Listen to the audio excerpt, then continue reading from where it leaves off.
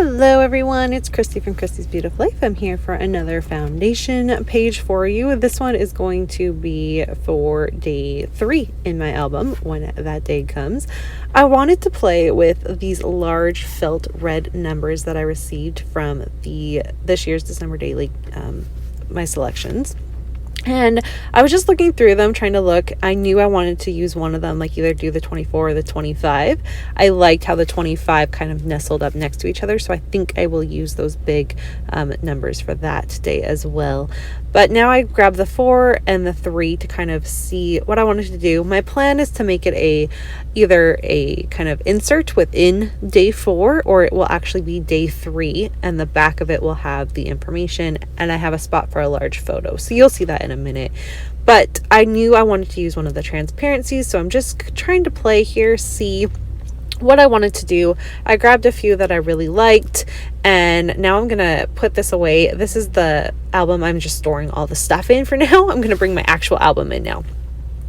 And there's day 4, and then that's where day 3 is going to be. So day 4, I already had the number, and I was thinking to myself, do I really need another 4 if I already have one?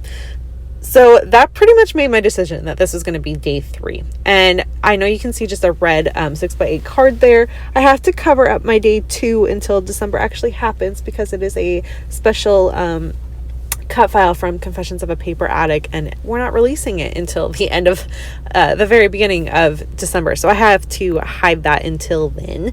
So I apologize about the fact that it looks a little silly, but you can see the point here. I've got that spot for a lovely 6x8 photo. And so the 3 is going to be the insert, with the back of it being something. You're going to see I'm looking through trying to figure out what I want to use. And then I'll either have my journaling there, or something will go on the back side of it. And I'll have that large spot for the photos, or whatever I decide to do on that day.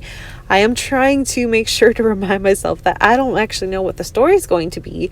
And this is why I don't normally do foundation pages, because I'm like, well, if I don't know the story, how do I know what I need to use?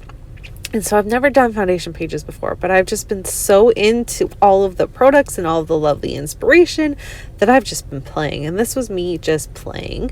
I grabbed one of the tags. I love this one with the 3 circles for being day 3. I felt like that worked well, was very representative of what I was trying to go for. And I'm like, okay, perfect. So now I'm just going back and forth between, do I want the green transparency or the one with the stars? I really struggled trying to decide which one I wanted.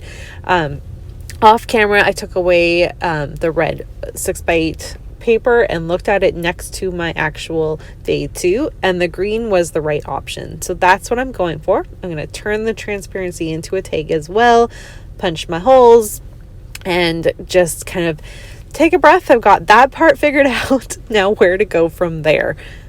Am I the only one that does this? I have to, especially with something like this where you have no concept of what the story is going to be. You slowly have to build in your foundation page to make it work, because you have to think about all the things that could happen. And so that's what I'm doing here, is I'm taking the moments and doing the easy things that I know need to happen, like trimming the card so that it fits pretty flush with the transparency, and all these little things that I kept in my video for you to see, because in the back of my mind, I'm trying to think, what do I do next? I know I need to put the 3 down. Do I embellish the 3 right now, or do I wait so that it matches with my story? It's just all these different things were running through my head as I'm doing these things that have to happen, like getting the 3 onto the transparency. And I decided to go with red line adhesive. I'm putting it on the felt as well, and I was a little leery. I didn't know if I should use glue or if I should use the red line. Now here was my thinking, is I know for a fact that if I wanted to, I could probably get that 3 off of that transparency, because it's just the nature of what it is. And I just wasn't sure. And then I thought, but glue, if it leaks out, and what if it soaks through? And I didn't want to ruin my 3. It's not like I have another 3 to play with. And so that is why I decided to go with the red line adhesive. And it works. It's sturdy. I checked it.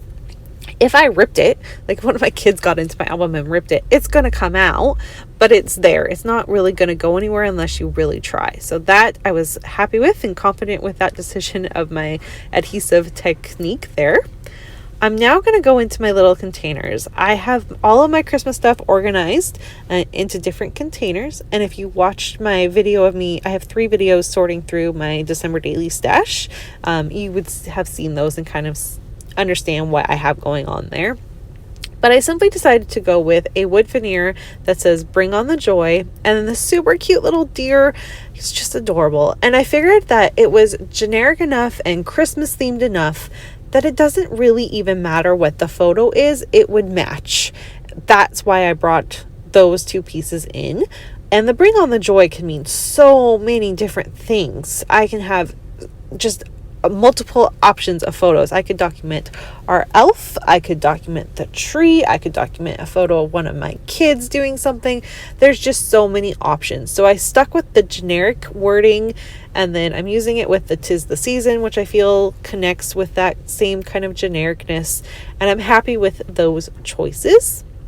The last thing I'm going to do here is go ahead and find some stars. Now I have these really cute kind of gold, silver, or they're not silver, they're kind of glittered stars. I'm going to choose those, and I'm going to put them on the 3 different circles in different areas. So I can either end up adding little photos to these circles, or I can do some journaling. There's lots of different options I can have.